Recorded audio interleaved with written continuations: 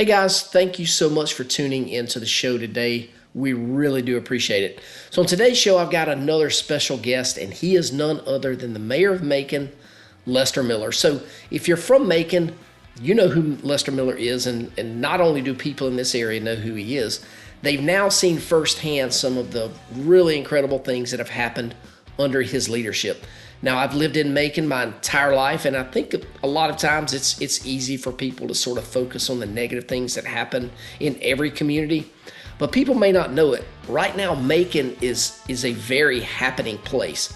The reputation of our town is on the rise big time. So I wanted to have him on the show today, really to talk about some of the cool things that are going on in Macon right now, like the revitalization of downtown, of course, the new amphitheater. If you haven't seen that, it's an amazing facility.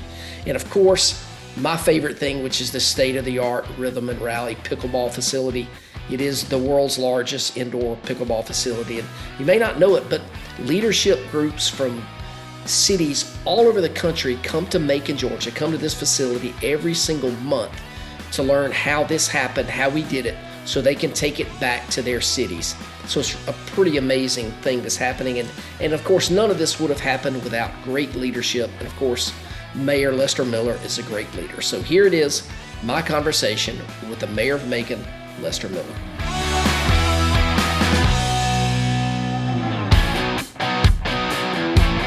Welcome to the My Retirement Clarity Podcast, where our goal is simple: to help you close the gap between what you know and what you implement. The team at JL Perkins Wealth Management does this by helping good people make great decisions so they can enjoy an amazing retirement. And now, here's your host and financial advisor, Lee Perkins. All right, joining me on today's show is the Mayor of Macon, Lester Miller. And the reason I wanted to have the mayor on today is I think Macon sometimes gets a bad rap. And I'll tell you, there's a whole lot going on. And a lot of positive things, a lot of growth, a lot of forward thinking, just with the leadership in Macon. And so that's why I want to have him on, so we could talk through a couple of things here today. Mayor, how you doing, man? Hey, I'm doing great. Thanks for having me on. Absolutely. I appreciate it. Well, one of the things that kind of caught my attention in the last few months was this article or this that came out on CNN that listed Macon as one of the 10 cities, not in Georgia, but in the country, that people should visit. And I was like, that's pretty cool. Because originally I was like, well, maybe it's somebody local that just is trying to do something for Georgia and towns in Georgia. And obviously everybody in Georgia knows Macon, but for Macon to show up on a national publication like that, I thought was a pretty big deal. What are your thoughts there? Well, it's always a good deal when somebody says something positive about you. But what I can say is that this is something where people did their own due diligence about Macon, a lot of the history that we have here, a lot of great things we have, and a lot of momentum we have right now. So I think this particular travel portion did their, do their research on Macon and come to find out that we're one of the top places to not only visit, but to live in. We've also been voted one of the most affordable cities in the United States to live in, which is a good thing for us. We want to always be affordable. And I think a lot of that's, to do with our low taxes that we have here in the last 3 years as well. Many people may not realize that our millage rate have decreased almost 50% since 2021. As values continue to climb, it's important to have that rollback. Otherwise, your taxes will be twice as much as they are right now. Exactly. Yeah. So a lot going on. Obviously, the what's going on in the downtown area. We'll chat about that in just a second. But one of the, I guess, sort of the crown jewels of what's happened over the last couple of years really is this fantastic pickleball facility. It's called Rhythm and Rally. For those of y'all that don't know what pickleball is, listeners of the show know that I'm a pickleball player and I talk about it pretty frequently, but it is the world's largest indoor pickleball facility. So tell me a little bit about the origin story of that. How did that come about? Well, I'm a lifelong resident of Macon, Bibb County, and I used to spend a lot of time at the Macon Mall. So when I negotiated the deal for the mall, including the part where the amphitheater is built on, we wanted to come up with some creative uses for the inside the mall. Right. And, retail is not just going to pop up and be like it used to be back in the 70s and 80s and even early 90s, with the Amazon, the internet and downtowns and the new mall. So you have to kind of reimagine what you're going to do to revitalize that area. So we decided, first of all, we were going to do the amphitheater as part of my transition team. It's an idea I had even running for office. And we knew where we wanted to put that at. So when we got in, Alex Morrison, who's Urban Development Authority and also one of my directors here in the county, got together and we walked through the mall and we looked at what's something kind of new that we can bring in there. Pickleball is one of the first things that we thought about. Need to make sure we had the ceiling height and the column length. And, I'm kind of a sports guy myself. I've had several sports facilities in Georgia, 7 to be exact, Game On Training, which is, baseball, softball, indoor type of facility. So I kind of familiar with it myself. And pickleball just seemed like that sport after COVID just started taking off, even though it's been around for quite a bit of time. And we thought we could do it there reasonably priced and bring in a lot of good money for outside of Macon and also outside the state of Georgia, but at the same time, be able to serve the people we have here in Macon. Yeah, absolutely. So some of the tournaments that we've had so far at that facility, I mean, have been over 1,000 people. I know there's one coming up this weekend right now. There's close to probably 700 people registered from all over. I mean, people are coming from every state. I go to St. Simon's a lot and I play pickleball there, and people are like, man, y'all have got this great facility there. So people know about this place. It's definitely put Macon on the pickleball map. What's the economic impact been of that facility? I know we're kind of early stages of this, but maybe, well, we'll talk about the amphitheater in just a second, but from a pickleball standpoint, how do y'all calculate that? Well, already in just a short 8 months that we've been around here, we've seen over a $6 million economic impact, which is very significant considering just 4 years ago, right before I got here, the sports tourism was only $3 million in 1 year. So we eclipsed that. We're up to about 23 million on an average per year now with all the wonderful things that we're doing on to get more people to come to Macon and get our local people out too to enjoy some things. So pickleball has been a great part of that. We've kind of coined the phrase center of the pickleverse. We copyrighted that, and that's something I think that people are starting to recognize, not only the indoor facility, but also the wonderful facilities we have at Tatnall, South Bend Recreation, and elsewhere as well. So people are starting to get into sport. Last night I played for a couple hours myself, and there was 32 courts. They were all full. And some of those courts had 2 to 4 people waiting to get on the court as well. So it's still going to be something that's going to be popular for years and years to come. Yeah, I think so. And I know Alex and have played with him for years. And when he first mentioned that idea to me, I was like, that's pretty cool, because we were playing and it was June. And, of course, it felt like it was 150 degrees playing there at Tatnall. So it's a great place to play when not only when it's raining and when it's cold, but when it's super hot. And boy, the facility is first class. And what's cool about it is the courts are actually, they're real pickleball courts. It's the outdoor, it's the same material, same flooring that you will find on an outdoor facility. And a lot of times when I travel and I go play at other indoor facilities, it's maybe on a gym floor or something like that. It's a completely watered down experience. It's not the same game. So if you're listening to the show, have not been to Rhythm and Rally, it's a fantastic facility. So do yourself a favor and go do that. So let me turn a little bit and let's talk about the amphitheater. One of the things I was going to ask you was sort of which idea was first, and you already answered that. The amphitheater was first. Tell me a little bit about how that's gone to start off with, because I haven't been to a concert yet. I'm not really a music guy.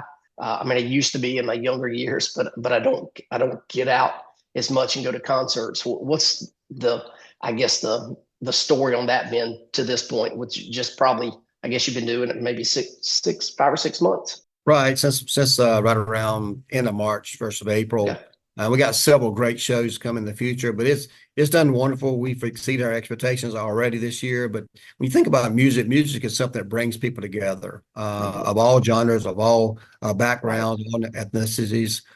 You can think of something that brings people together. Not everybody likes a certain type of music, but sometimes people like all the music together. And I like going just for the entertainment. I haven't missed a show yet. We've had some wonderful shows, great economic impact there as well. Lots of money coming to our community. So we've been very excited about that. And year 2 is going to be even better. So, when I started running for office several years ago, we went all across the neighborhoods, and everybody in every district in Macon, and we asked people what are some of the things they like to hear, see, do, what's important to them. And it kept coming back to our musical heritage and how we used to do this and do that. So that became, the amphitheater became a large part of that. I brought it up to my transition team. And of course, behind the scenes, while I was running for office, I was already working on the small project anticipating winning the election, of course. And, Right. the great space there, 15 acres on the side of the mall, will be a wonderful place with 5,500 parking spaces there in the center of Macon with 2 interstates, 4-lane highways on each side. So we've been very pleased with it. And, as always in your first year, you have to kind of learn what works and don't work, kind of mold some things around that. But it's the start of something special in Macon. It's going to be here for a long, long time, and we're going to continue to enjoy it. Yeah, I think so. And in talking to people who have been and experienced it, one of, I think, people's fears or concerns was security there. And everybody has told me, I have not had a single person tell me that they had a negative experience from a security or safety standpoint. So that's been really, I know, kind of high on y'all's priority list is to make sure that everybody feels secure and all that. So good, very good there. When do you think we're going to start to see some maybe developments inside of the mall, maybe close to the pickleball area, as far as restaurants, bars, those kind of things? I hear rumors, but I was like, I figured I would ask you first and get it right from the horse's mouth. Well, number one, we already started to see some foot traffic. It's going to take foot traffic and more people coming back to the mall to get people excited. It's not just build them and they will come. One of the things we did is move the Board of Elections over there, which is going to bring thousands of people inside the mall each year. Recently, we opened the library, Middle Georgia Regional Commission, the planning and zoning, business inspection and fees, the Mayor's Literacy Alliance, and we're building a new sheriff department inside the mall. So those, it's about 250, 300,000 square feet of space at a minimal. Foot traffic is important to bring those folks in there. We've got substantial interest in Charlie's just outside the mall there it could be a restaurant. We're going to build a hotel on site because people are demanding that with the pickleball, a good place to stay, and the amphitheater. And we're also going to be opening up in the very near future, within the year, restaurant and lounge inside Rhythm and Rally. So you'll be able to enjoy great food, great beverages, great spirits inside the mall at the pickleball location, Rhythm and Rally as well. So, we've already added a few new stores there, but you can only have so many jewelry stores and shoe stores. Sure. And we're talking to people about big anchor sites inside the mall as well. So, we're going to take it one step at a time. We're going to do some loft developments across the street as well. So you'll create some more foot traffic and people living near the area. So I think it's going to be totally different when you look back at the mall in a couple of years, seeing more retail, restaurants, and entertainment there. No doubt. Hey, and I've got a buddy of mine who, he's very wealthy, but he just bought the mall, very similar mall, kind of a transitioning area of the town in Topeka, Kansas. And I told him at some point, you need to talk to the mayor of our town. And he said, I will take you up on that. So it might be 6 months or a year, but I'll connect you to. We've done a lot of tours with people already you can imagine with all the wonderful things we got going on at the mall and that project and revitalizing the area. A lot of, cities that are similarly situated in Macon-Bibb County, they're struggling what to do with the area. So they want to look at best practices. And part of that best practices, we've had probably hundreds of people from other communities, whether it's mayors, councilmen, chairmen, you name it, economic development people. They've been coming in here trying to look to kind of steal the best practices from us. And it's, what they say is the best form of flattery is imitation is the best form of flattery. And I think we basically have that. Hey folks, Lee Perkins here. I wanted to tell you about our brand new book called Next Phase, How to Retire in a Year or Less Without Regrets.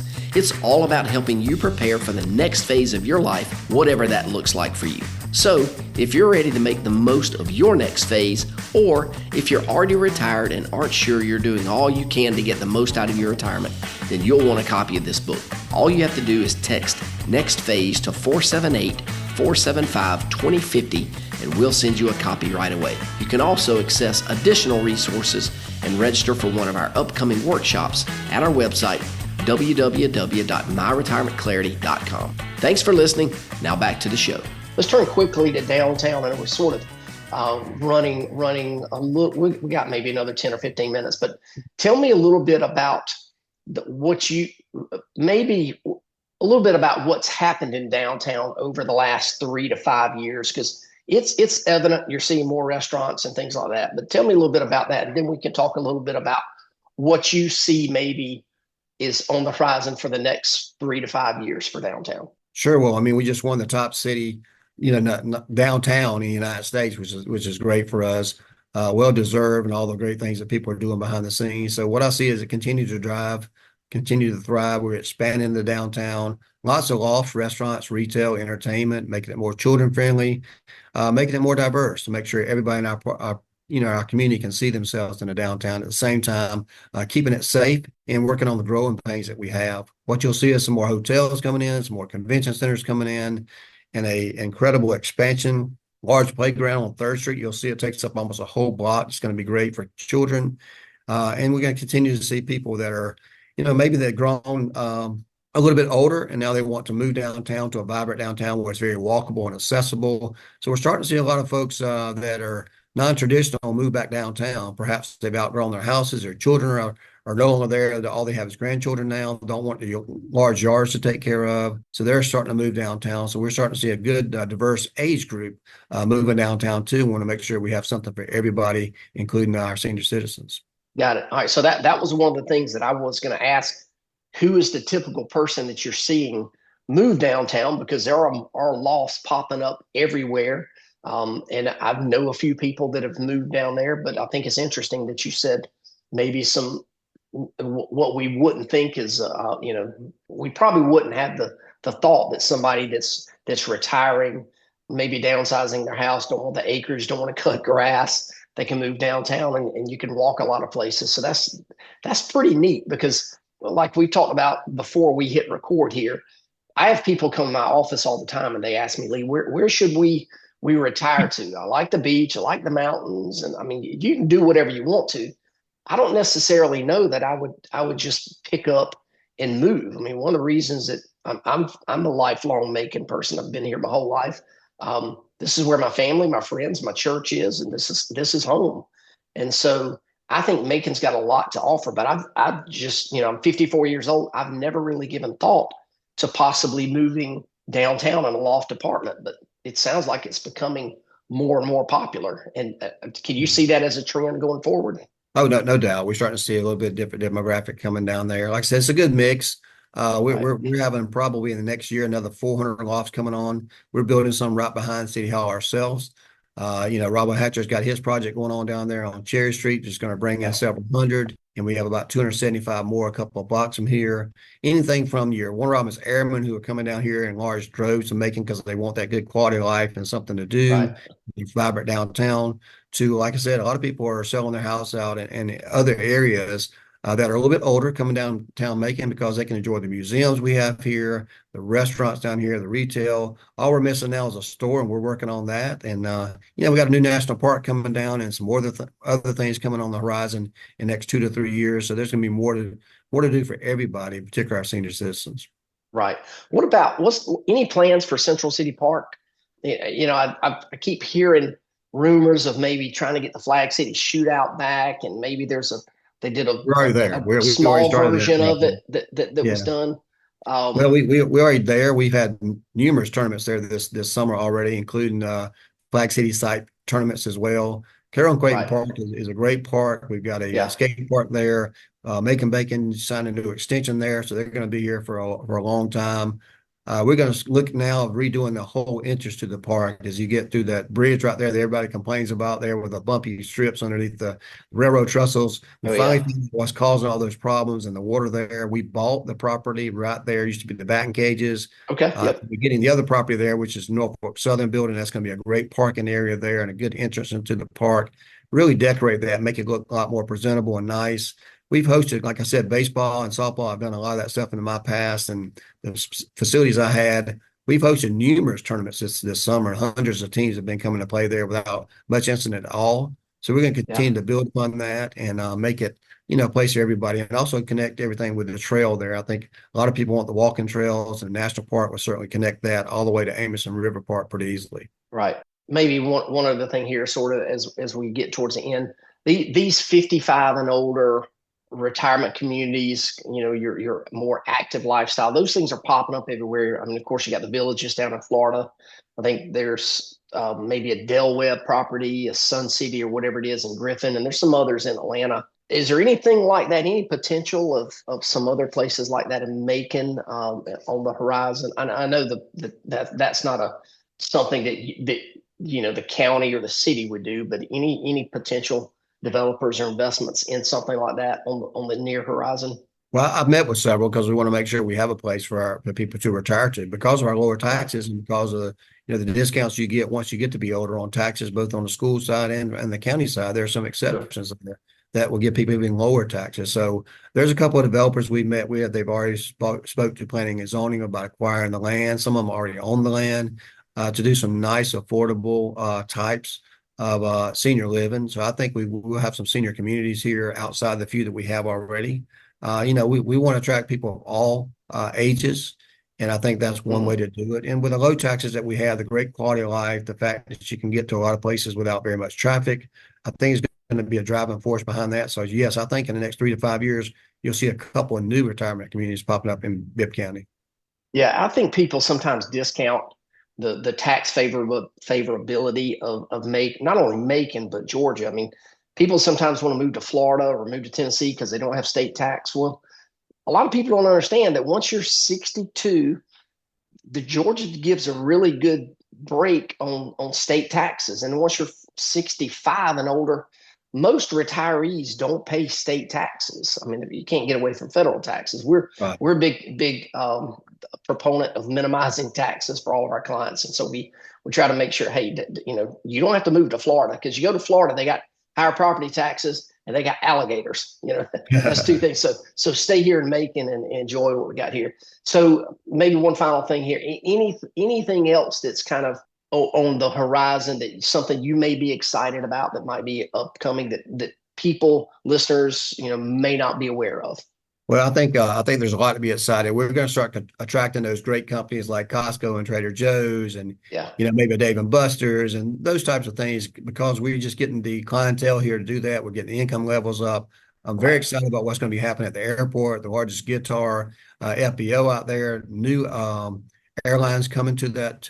So basically people can come to and leave from Macon to go to any Right. place in the world. So that's going to be exciting about doing it, including going overseas. So I think we'll have a new South Terminal there.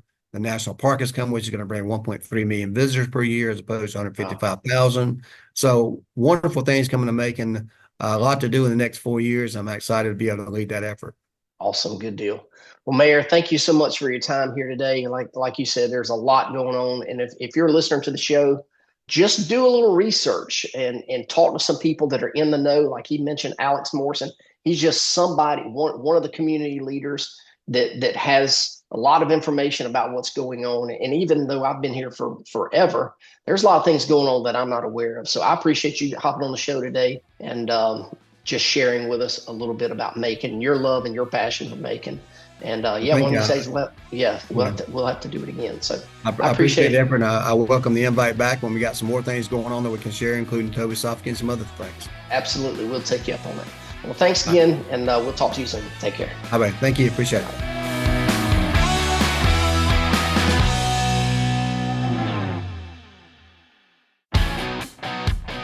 Hey there, Lee Perkins here. If you're like a lot of folks, you've been listening to this podcast for a long time now. But I've got an important question for you. Have you implemented any of the ideas that we've discussed on the show? If you haven't, what are you waiting on? You know you're not getting any younger. So here's my challenge. Don't just consume the content. Our number one goal for this podcast is to help you close the gap between what you know and what you implement. So if you're ready to implement, take that first step today and visit www.talkwithjlp.com and schedule a 15-minute phone call with one of our advisors, and we'll help you close the gap between what you know and what you implement so you can enjoy the next phase of your life. Now is your time. Don't procrastinate any longer. Investment advisory services are offered by J.L. Perkins Wealth Management, a registered investment advisor and insurance agency. Information is for illustrative purposes only and does not constitute tax, legal, or investment advice. Always consult with a qualified tax, legal, or investment professional before taking any action.